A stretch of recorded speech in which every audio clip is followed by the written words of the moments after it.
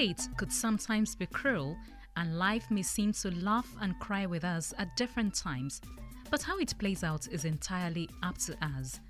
From Voice of Nigeria, I welcome you to another edition of Ripples, a program that captures true accounts of people, situations, and events in vivid moments. Today's edition is entitled Flying Without Wings. It really can be truly distressing when a perfectly normal person in the prime of his or her life is abruptly stopped by fate. My name is Ijoma Ezelugu. I'm a native of Igweze North local government area of Enugu State. I'm the first child. I have two other siblings. I lost my sight in 2006. I think I was 17 or thereabout then. It was so sudden and unexpected. I didn't even know I had any issue with my sight until when I went to write my UME exam that year. That's University Matriculation Examination. I noticed I had to sit very close to the window to be able to read the questions and answer them.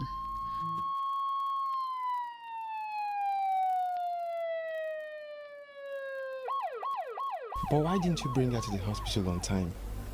The problem with her eyes is advanced. But doctor, we didn't know there was a problem in the first place. Hell, Ijoma, it's your eyes. It's your eyes. Didn't you know you were having problems seeing? Mama, I've told you before. This is coming to me as a surprise. I only just started noticing the problem during my final exams. Well, the problem didn't just start today. Your sight is failing. How? To fear kwa? Chokwaju. God forbid. Doctor, Inufemku, can you hear what I said? May God forbid. My daughter's sight cannot be failing. It is not possible. You can't be serious. Madam, I know you're upset. Upset? Upset? You cannot say this sort of rubbish and expect me. Mommy, please take it easy. Let the doctor talk.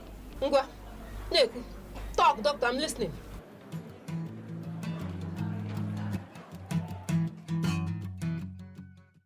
Initially, I was told that I had a macular hole in my pupil. So later on, when I went back, it was reported that it's glaucoma. But even after that, when we came to Lagos, I had to go to the hospital again. I went for a CT scan. We were told that my optic nerve was pale and that medically is irredeemable.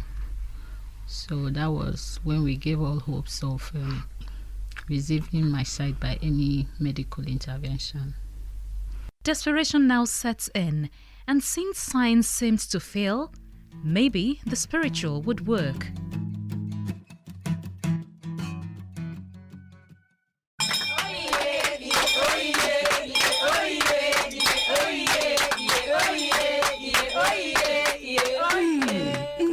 Emmanuel, holy, I see the angel. Yes, oh, I can see the devil. Yeah, the angel. Bring her to me. Young woman, I'm being told that your blindness is not as a result of any ailment or disease, but owing to the mistake you made in the past. Who told you that? Shh, keep quiet. Don't challenge the prophet of God. Now tell me, did you go into any covenant with any man as a teenager? Covenant? Me? Yes. You enter into a blood covenant with a boy that you both will be together forever. I never had any covenant with anybody. Not to my knowledge. Ijoma. Who did you have a blood covenant with? Confess to the man of God. He will find a solution.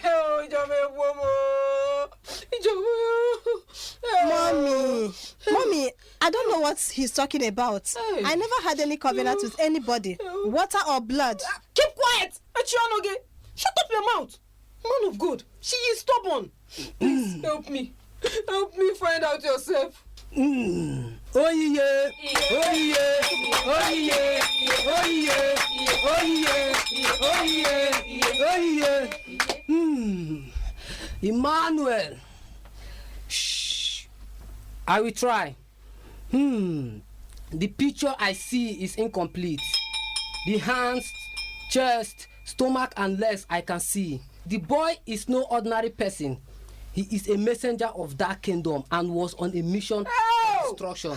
Hey, Your daughter met him. What do I do? Where do I go from here?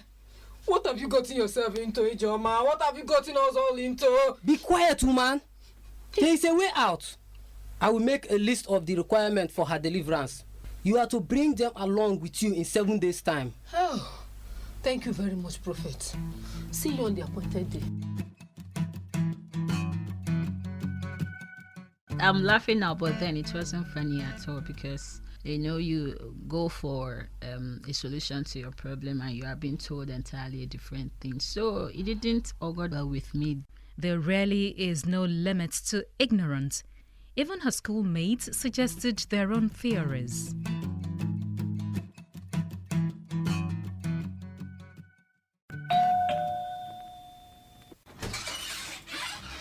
Ha! IJ, sorry oh. Thank you, Ada. So are you telling me that you're really getting blind? Yes, my sight has become worse. But didn't you notice it in school? Funnily enough, it was when we were to write our entrance examinations that I really took note of it. I'm sure it's Gary you've been drinking in school. Gary? Yes. I heard that drinking Gary without milk could affect one's eyes. Ada, you're talking about Gary, dried and fried cassava that everybody drinks? I hear Gary is very acidic. If that is the case, why haven't you gotten blind yet? Both of us drank Gary in school like it was going out of fashion. Well, maybe my immune system is stronger than yours. Ada, please. The problem with my eyes goes beyond ordinary Gary. It had been there long before I started drinking Gary. Only it wasn't dictated on time. Okay.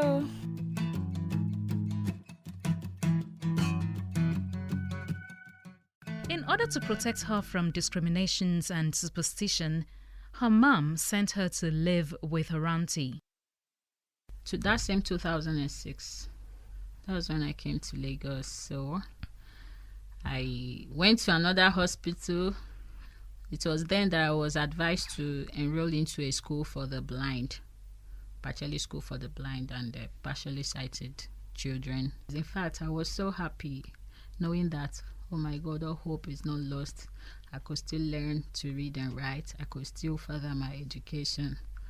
So after the rehabilitation, I told my auntie I was going to sit for the university matriculation examination. You want to go to the university? Don't you think you are being too ambitious? No, I don't think so. I have dreams. My dear child, you should know your place. You should settle down for what fate has for you. But, Auntie... Let me see who's at the door. Oh, it's Michael. Good afternoon, Auntie. Ajay, what's up? You came at the right time. Auntie here doesn't think that the university is meant for people like me. Those weren't my exact words. Going to the university is a great idea, Auntie. And she won't be the first visually impaired person to do so. I just don't want you to be a burden on others.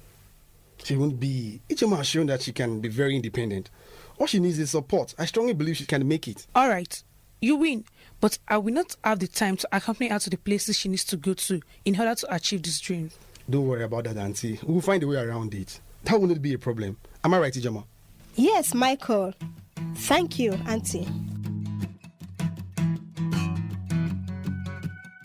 My first few days in classes, I cried. I cried because it seemed a mission impossible. But as time went on, I began to make some friends and had people to assist me. Then I would leave the hostel earlier than maybe others would. So I'll get to class early. I will sit in front, and the challenge really helped me to keep up to my game. There was nothing like sympathy as far as the lecturers were concerned. So I had to put in extra effort, and it paid off because at the end of the day, I came up with a second class upper. And in my class, I was one of the 11 best graduating students in my department that year. So I thank God for it all. In all these, Ijoma didn't seem to be without help. One prominent person was a certain young man. I'm a Catholic. The parish I was attending, he was a parishioner there too. And we belonged to the same group in the church. That was where I met him. After the meeting, he would just volunteer himself to accompany me home. That was how the friendship started. Michael was a godsend, an angel. That was what my mom called him to, an angel. He was always there for me. He was everything. Last year, he told me he would want to spend the rest of his life with me, which I willingly accepted. But not everyone received the news joyfully.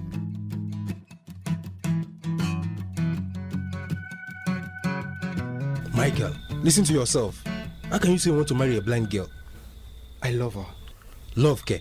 Now I'm convinced that you need mental help. But why, Uncle? What if your offspring inherit her blindness? Uncle, her blindness is not contagious. She had glaucoma, which could happen to any one of us. By the way, she's the only visually impaired person in her family, nuclear and extended past and present. I love her, and I want to spend the rest of my life with her, God willing. I'm sure this lady has bewitched you. No, Uncle, I'm perfectly normal. I can see you are bent on shaming our family. Our people say the words of the elders are words of wisdom. Only fools despise this knowledge. I don't despise your words, Uncle. I understand your concerns. Yours and the elders in our family you present. But my mind is made up. I have my siblings behind me, Uncle.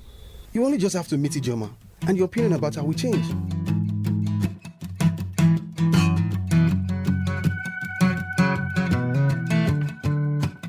When they came for the traditional marriage, those that hadn't seen me, that we were meeting for the first time, they were like, oh my God, is this the person?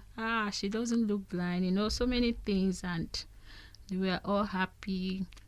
They ended up praying for me and all that. I thank God for everything. Ijoma talks about her plans for the future. I, along with 2 other youths, are working on a project titled Project Enable. It's a project sponsored by U.S. Consulate, and the aim of our project is to promote the social inclusion of persons with disabilities in Yaba Surulere community of Lagos State. I think one of the things that keeps me going is my doggedness. I believe I can achieve and be whatever I want to be in life. I just see myself as someone flying without wings.